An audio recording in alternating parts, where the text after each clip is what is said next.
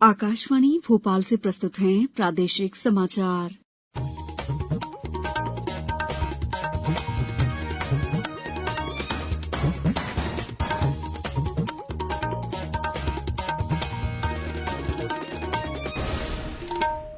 नमस्कार, समाचारों के साथ मैं दीपा सिंह। सबसे पहले मुख्य समाचार। आंगनवाड़ियों के लिए जन सहयोग अभियान को मिला जनता का समर्थन। लोगों ने खिलौने, कूलर और बर्तन सहित लगभग 10 ट्रक सामान मुख्यमंत्री को सौंपा। सरकार ने बिजली उपभोक्ताओं के लिए दी 16,424 करोड़ रुपए की बिजली सब्सिडी को मंजूरी। 3 नए पुरस्कारों को भी मिली हरी झंडी। बैतूल जिले के सभी 1,333 गांवों में शुक्रवार को चलाया जाएगा प्लास्टिक मुक्त अभियान। और राजस्थान रॉयल्स को 7 विकेट से हराकर गुजरात टाइटंस आईपीएल क्रिकेट के फाइनल में। अब समाचार विस्तार से। मुख्यमंत्री शिवराज सिंह चौहान ने कहा है कि आने वाले 1-1.5 साल में मध्यप्रदेश की धरती से कुपोषण का नामो निशान मिटा देंगे। हर बच्चा स्वस्थ और पुष्ट होगा। आंगनवाड़ियां बच्चों के पोषण के साथ ही उनकी शिक्षा और संस्कार का केंद्र बनेंगे। मुख्यमंत्री ने ये बात कल भोपाल के अशोका गार्डन क्षेत्र से आंगनवाड़ियों के लिए जन सहयोग अभियान का शुभारंभ करते हुए कही। वे स्वयं हाथ ठेला लेकर जनता के बीच गए और आंगनवाड़ियों के लिए खिलौने और अन्य सामग्री प्राप्त की। अभियान को जनता का अपार समर्थन मिला।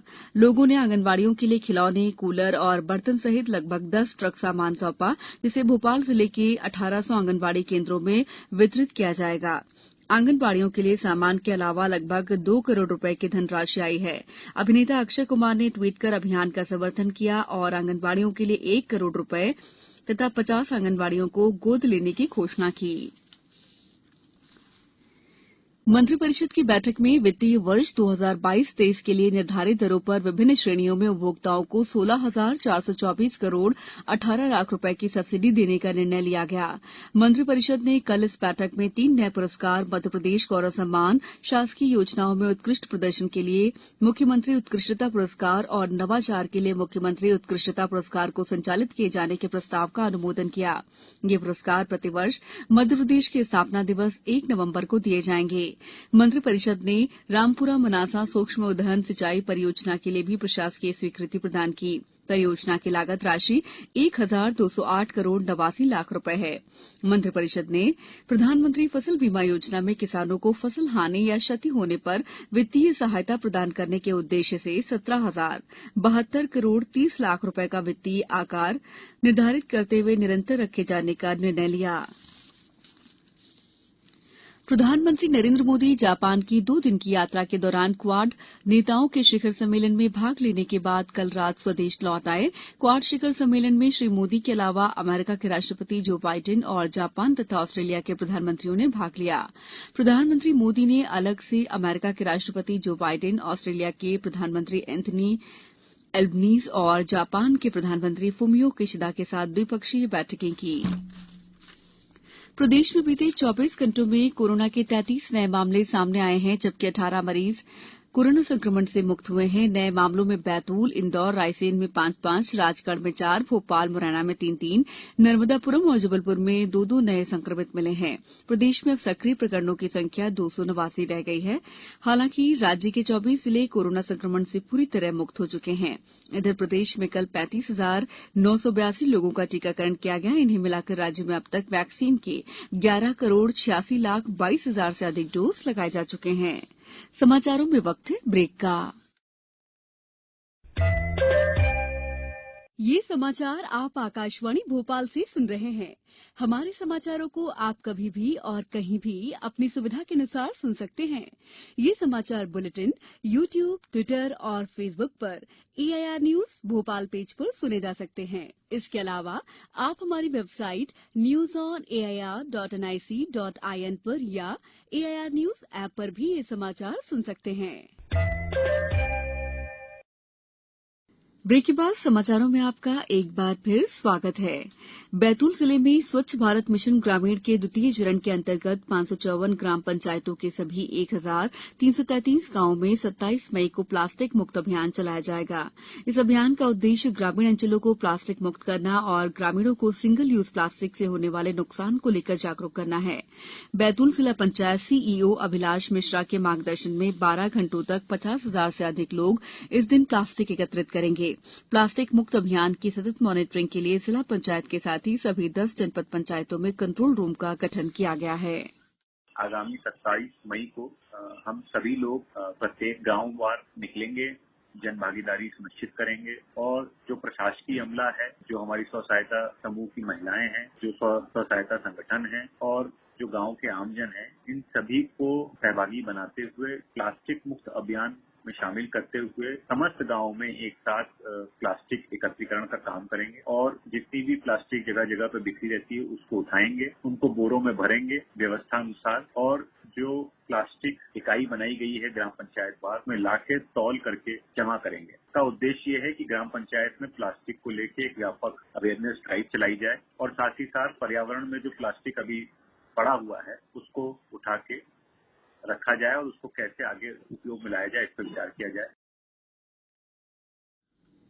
केंद्र सरकार ने स्वच्छ भारत मिशन शहरी के दूसरे चरण के अंतर्गत स्वच्छ सर्वेक्षण एसएस 2023 के 8वें संस्करण का शुभारंभ किया। आवासन और शहरी कार्य मंत्रालय में सचिव मनोज जोशी ने कल नई दिल्ली में एक वर्चुअल कार्यक्रम में इसकी शुरूआत की।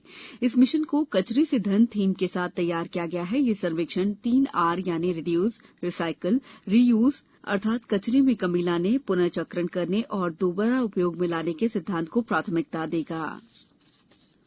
इंदौर का गौरव दिवस 31 मई को मनाया जाएगा। इस कड़ी में आज से 7 दिवसीय आयोजन शुरू किए जा रहे हैं। गौरव दिवस के पहले दिन प्रत्येक विधानसभा और वार्ड में जल संरक्षण, पर्यावरण सुधार और वृक्षारोपण से संबंधित आयोजन किए जा रहे हैं। जल संरक्षण के लिए जल मार्च और जल कथा कराई जाएगी। रविन्द्र नाट्यगृह में आयोजित होने वाले मुख्य कार्यक्रम में जल संसाधन मंत्री तुलसीराम सिलावट के मुख्य आतिथ्य में भूजल संरक्षण अभियान पर आधारित जल उत्सव आयोजित होगा। अभियान के दूसरे दिन कल विभिन्न खेल प्रतियोगिताओं का आयोजन किया जाएगा। आईपीएल क्रिकेट में आज शाम 7:30 बजे लखनऊ सुपर जायंट्स और रॉयल चैलेंजर्स बेंगलुरु के बीच मुकाबला होगा। इससे पहले कल गुजरात टाइटंस ने कोलकाता के ईडन गार्डन्स में खेले गए क्वालीफायर 1 मुकाबले में राजस्थान रॉयल्स को 7 विकेट से हराकर फाइनल में प्रवेश कर लिया।